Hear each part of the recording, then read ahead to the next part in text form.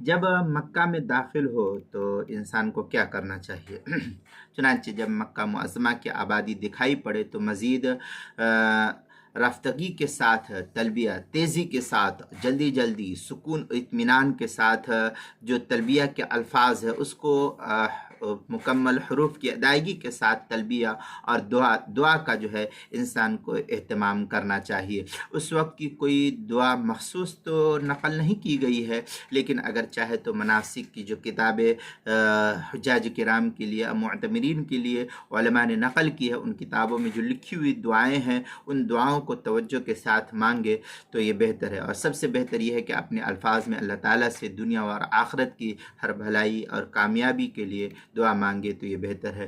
چنانچہ غنیۃ الناسک کے اندر ہے وَأَحْسَنُ مَا يُقَالُ فِيهِ وَفِي غَيْرِهِ مِنَ الْمُشَاهَدِ اللَّهُمَّ رَبَّنَا آتِنَا فِي الدُّنْيَا حَسَنَةً وَفِي الْآخِرَةِ حَسَنَةً وَقِنَا عَذَابَ النَّارِ۔ غنیۃ الناسک صفحہ 97، مناسک ملا علی قاری صفحہ 127، کتاب المسائل تیسری جلد صفحہ 220، عنوان ہے جب مکہ میں داخل ہو۔